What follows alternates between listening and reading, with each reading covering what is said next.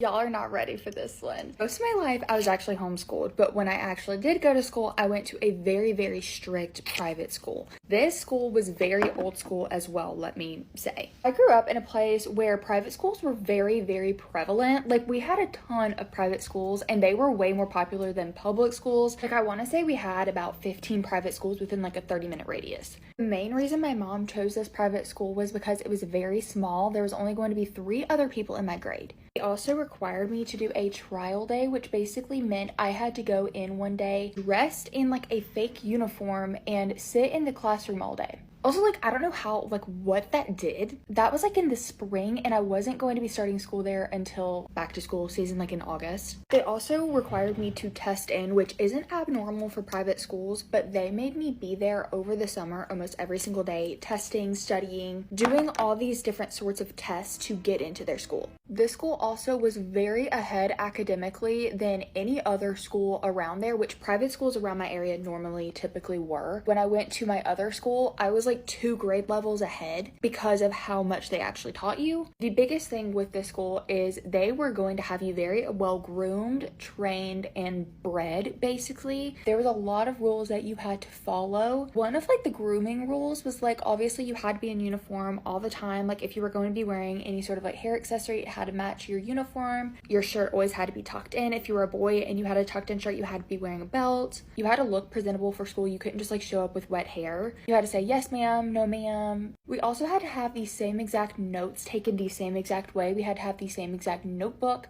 I remember the first day of school, it was literally them showing you how to organize like this 4-inch binder, and if you didn't take notes the way that they told you to, you would get points deducted. Like, they would do like note checks. It was very extensive, especially for 6th grade. I will say that the note tip did come in clutch, actually. My whole entire high school journey and throughout college, nothing was digital at the school. You could not have a phone, you could not have a smartwatch, you could not have like a MacBook. Everything was done on whiteboards or chalkboards. Like, there wasn't even any sort of smart board in the area. Even the grade book was done the old-fashioned way. I was a very obedient child. Like, if I got in trouble, it ruined my whole entire month. I would be sobbing. I would feel so bad. I'd have like a horrible feeling in my stomach. Like, I did not break the rules. I got in trouble so often at that school, and it made me feel so bad about myself. I got in trouble for having handwriting on my hand. I got in trouble for how I was writing my twos. I got in trouble because one time I had a spray tan because I had a competition, and it was just like leftover from the weekend, and I got in trouble for that.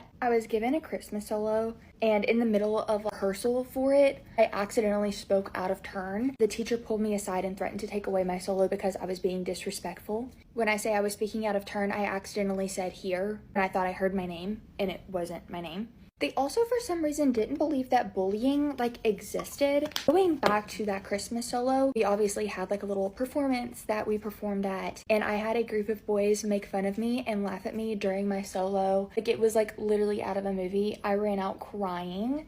I don't work in the school system, so I don't know if Veterans Day is just like an automatic day off, but I remember we didn't have Veterans Day off. We had a student whose dad was a vet, and so he took off the day of Veterans Day, and he got in trouble for missing the day because it was irresponsible and he should have known better. Obviously held you to a very high standard overall. This was like a private Christian school. I am a Christian. I had to recite either the full crucifixion or the full story of Jesus's birth, like verbally. I don't remember what one it was, but I remember it being so hard. Look, I have nothing bad to say about private Christian schools. I am very big in my faith, but it was literally the same test given over and over again from 6th through 12th grade. I don't think you should be grading 6th grade students the same way you are seniors in high school. But I remember it causing so much stress and anxiety because it was like paragraphs and paragraphs of the Bible that I had to verbally cite, and I could not do it. This school actually did end up closing, which I'm not shocked by at all. The reason for their closing was due to students not staying in the school, new students never enrolling.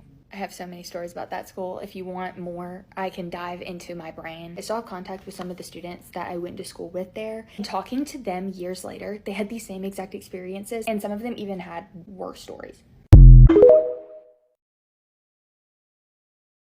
Guys, get ready with me while I tell you about the time I literally got kidnapped in Mexico. This happened about literally last year. It's about to make a year, and I haven't really told no one about it because honestly that was like one of my scariest experiences like I've ever gone through. And to this day, I'm still scared. So yeah, I ended up going to visit family in Sinaloa, and we ended up going to Mazatlan for like 2 nights. It was our last night there, and me being me suggested we go to like a high-end club. I was like, you know, I want to spend my money, like I want to go to a nice club. My cousins ended up, you know, agreeing with me, and they're like, okay, like we're gonna go to El Clásico. And El Clásico is like those really good clubs where like all the musicians go, and it's just like a really high-end club. So we ended up going, but before we went, like I had this feeling. I was like, oh, I don't know if like I want to go, because that whole day we're at the beach and I was already exhausted. But I'm like, I'm gonna have FOMO. If I don't go, like I'm gonna be like crying. So I'm like, no, like let's suck it up, like let's go. We ended up going and getting there. My uncle got off to see how much the fee was to get in. I think the fee was like 2,000 pesos, and my uncle was like, oh, they're just switching it up because they know we're not from here. So my uncle was like, you know, let's make a U-turn and let's call other places to see how much the entrance fee is, and if it's like a little bit more expensive, we're just gonna stay here. Right when we were doing the U-turn, I noticed the parking lot was full of Beamers, Range Rovers, Mercedes. So I was like, no, we have to get in here. Like, this club is gonna be good, you know? So we still made that U-turn and we parked on the other side of the street.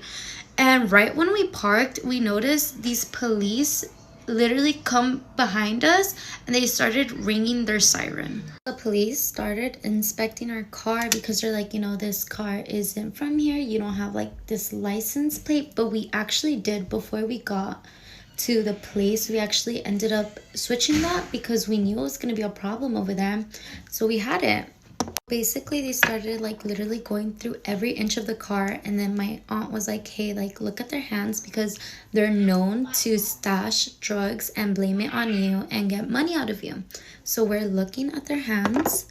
But long story short, they ended up stashing the drugs inside of my uncle's pocket. Like literally, they're like, your uncle has coke, and we knew he didn't have coke. They literally stashed it. Part two. This is part 2, but basically my uncle was like, go back to the hotel and grab, you know, your grandma and go back to like where we're from. And it was like 6 hours away. So the police heard, and they're like, you know what, you guys aren't going nowhere. The police literally got into our car and started driving us around while they took my uncle into their car. So we were like, fuck, because he literally had like guns on him. He had like all these arms, and it was like literally 10 cops against like us 4. At this point, they literally took away everything. They took away my money, they took away my ID, they took everything away from me. And I remember we're offering the guy money. He's like, you know what, like I don't want money. And I just remember that day I was like, you know what, like I'm gonna die here, because he was literally driving us around for like 40 minutes, and it wasn't even in the city no more. It was like in these really dark alleyways. And I remember I was just crying because I was just so scared, and they didn't give a fuck. Like they did not give a fuck. Finally, we offered them like everything we had, like all of our money and stuff, and they literally gave in. They took every penny we had that night, like everything. And it was just such a fucked up situation, because apart from them being like, you know, fucked up to us, we didn't have no more money left, and they left us alone. But before they left us, they literally took photos of every inch of the car. They took photos of us, like, and they knew every, like, our names and everything. After they let us go, we ended up going to a club, literally the most pobrecito club ever, because we had no money. And I wasn't gonna sleep, you know, traumatized. So my uncle was like, you know what, guys, like, let's go to a club. So we ended up going to like this little club. It was fun, I guess, but yeah, don't ever park in Mexico, because you literally get kidnapped by the police. And yeah. Right, babes, I went to boarding school, and I've just sitting here thinking about this story that I never told you, that you need to know because it's just so funny. So basically, every single day, me and my friends would go on the bus to school. And we look outside every single day, there was this cracking park. I'm talking everything under the sun. You know, I loved a park. I'm going to say it here. I still go in one now. I can't lie to you. I love a park. So every single day we were just sat on the bus, like mesmerised by this park and dreaming, you know, what it would be like to play in the park. To be honest, it was the highlight of our lives. So we all decided that, bloody hell, I took it too far on the concert. I took it too far. We all decided that it was our mission to be able to go play in this park one morning before school. But of course, the one thing standing in our way was our house mum, Sue. She was terrifying. I was scared for my life. It's like if we got found out that we went to this park, heads would roll. We'd all be kicked out. It would be a nightmare. So one day, me and my friends came up with this plan that basically we tell Sue that there was something going on at school and we had to be in school early, very early one day.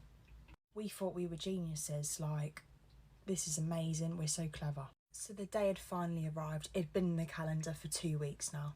Was we all pooping our pants? Yes, we were. I'm not going to lie about this. We were terrified. This was the naughtiest thing we'd ever done. So we leave mega early, okay? We're on the bus. We're looking at each other thinking, are we going to do this? Here we go. This is it. Could be the end of our lives. We arrive at the park. We have the best play in this park of our lives. I am feeling alive like I've never felt before. Now, at the time, a few of my friends were in Matilda. I couldn't be in it because I was too tall. I was like a giraffe. It was embarrassing. And they were all doing the swing that they do on the swing in the stage, on the stage even. And I just thought to myself, it's now or never, do you know what I mean? Like, I've got to give this a go. I'm never going to be able to be a child in the musical because of my silly height. So I will do the trick that they do on the stage in this part. Looking back, yes, I was a fool. So I'm rearing up my... Basically, it's like a Superman on a swing. So I'm rearing up, I'm ready to go. I pull back, I go. I'm in the air when all of a sudden... I only go and fall flat on my face, scraping the whole front of my face. I'm thinking, this is it, okay? Sue's gonna kill me.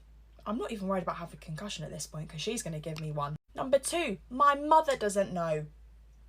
The two women I'm most scared of, my mother and Sue, are gonna have my head. The plan's ruined. You know, we've got evidence that we were at the park. My face. So we're just thinking to ourselves, what do we do? You know, we've got to lie. We've got to make up a lie here, people, and quick time. So we did. We lied. I said I fell on the stairs. It was traumatic. I'm not a good liar, okay? I was shaking. I was thinking they're going to find me out. I'm a liar. I'm a phony. I'm a fake. A week passes, okay? We get a meeting with Sue. Meetings are never good, by the way. She sits us all down, us five that went to the park. Have you got anything to tell me, girls? I'm thinking, she knows. She fucking knows I was in the park. She said, I'm going to give you a second to tell me. She sits there in silence. We're all like this. Our palms are wet. She goes, I know you went to the park. Rose saw you on the bus. Rose was a fellow housemate.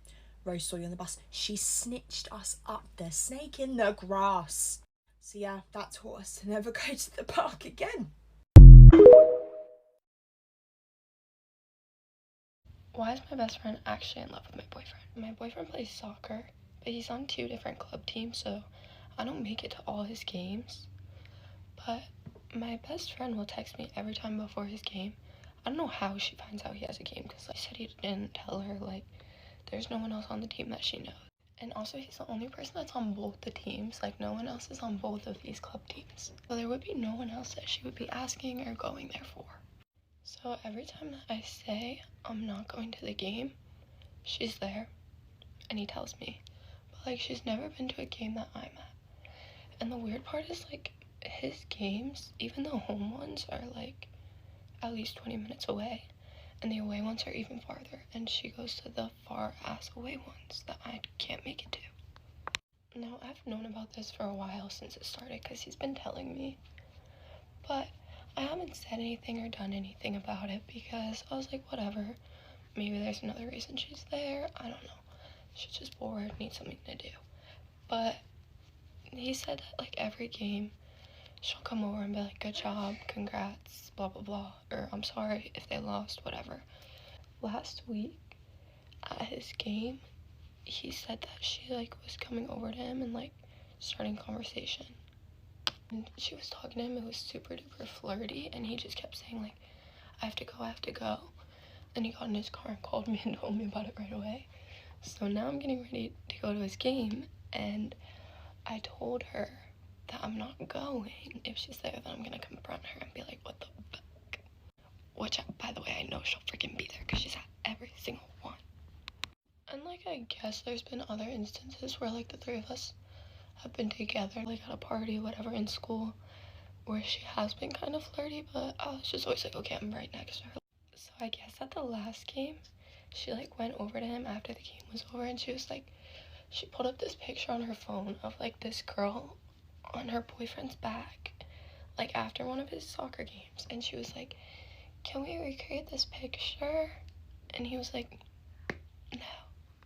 He was like, no, and I have to leave. But he showed it to me. Like, he found the picture that she was showing him. And I was like, what the fuck? Like, you don't take that with someone that's not your boyfriend. Let alone your best friend fucking boyfriend. No. But I'm actually excited to go and confront her. Me and my boyfriend have been together for, like, almost 2 years now. And everything was fine up until recently. They never even really talked unless I was there, up until her and her boyfriend broke up maybe like 4 months ago, and that's when she started going to all his games. Okay, I also just remembered this other thing that happened that, like, I didn't think it was that weird at the time, but she had texted me and was like, hey, can we hang out? And I was like, sorry, I'm with my boyfriend right now, but if you wait until, like, blah blah blah, whatever time, we get to hang out, do whatever. And so she's like, okay. And then she shows up at my house, knocks on my door, and was like, let's go to Target. All three of us can go. I was like, okay. Like, I was kind of fine with it because I was like, whatever, like, we have nothing to do anyways. We'll just go. She made him drive, but raced me. Literally sprinted to his freaking car and sat in the front seat. And me and him just looked at each other, we're like, okay.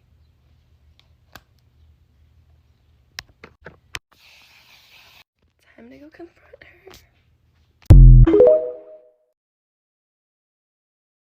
My school was so strict. I remember the time the principal gave my whole entire class in school suspension. Do y'all know what it takes for a whole class to get in school suspension? Or even just to get it alone is not good at all. But get ready with me for school story time and how my full entire class got in school suspension. Before we start the video, if this gets on your For You page, please comment For You page because I try to notice and follow some people back who comment For You page. Please don't forget to comment For You page. Look at that shade match.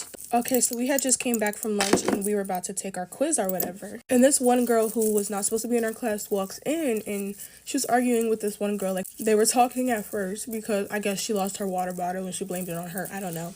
But it kind of escalated a little bit and the one girl went outside and the other girl followed. I guess the one girl was trying to be mature about the situation, but the other girl had walked out. So, and then they started getting louder. So then that's when like 3 students ran outside and that's when the whole class was just like, oh, we're about to take this very important test. And our teacher is on maternity leave, so we have this substitute. At the time, I didn't like him, but then I started to like him. So we were the first class who runs out and then the whole grade is in the hallway. Obviously, nothing happens because my science teacher gets one of the girls and yeah, I mean like nothing happens. But here's the problem. We try and go back into the classroom and we notice that the door is locked. This dude would not let us in the class. We're literally banging on the door because half of the class is outside. After standing out there for a while, the ESL teacher comes and gets us. We're in the dean's office. He would not let us back in the class. But literally the whole grade was out there. So why are we the only ones being punished? It doesn't make sense. Being so for real, we were sitting in that room for like 2 hours straight because like we had absolutely nowhere to go.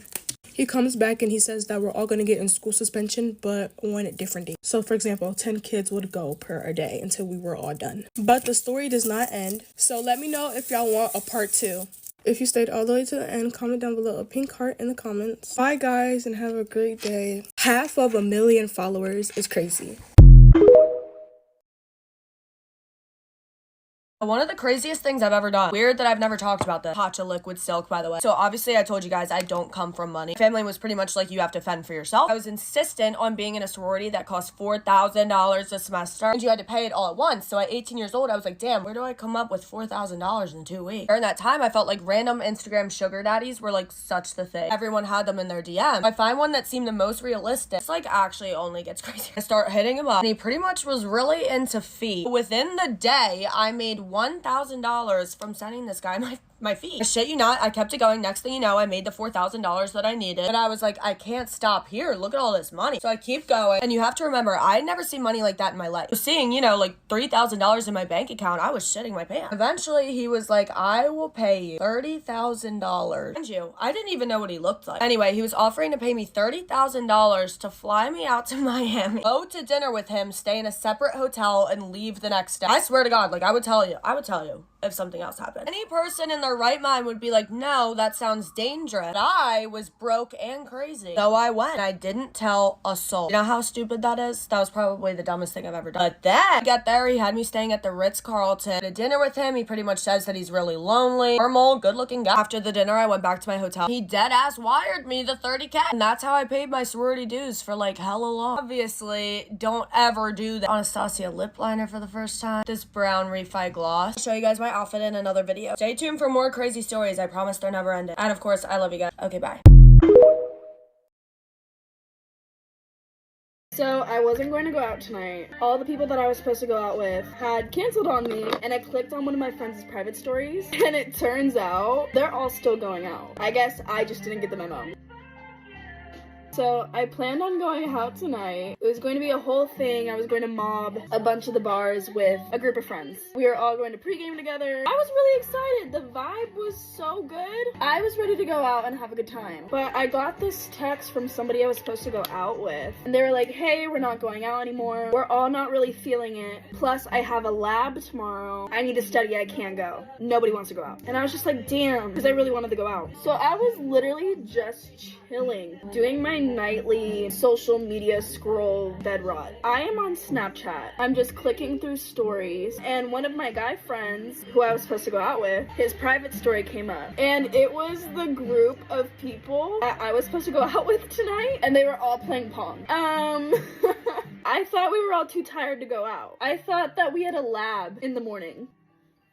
So I was just sitting in my bed, and I was like, damn, it's one thing not wanting me there. It's just the fact that everybody lied to me. And if you're going to lie to me, maybe not be stupid and post you all hanging out in a private story I'm in. Like, try to not make it obvious that you guys are still going out. Like, be better. But it's okay, because who said that's going to stop me from going out? So they still will be seeing me, because I still want to go out too. And who's going to stop me? Not me.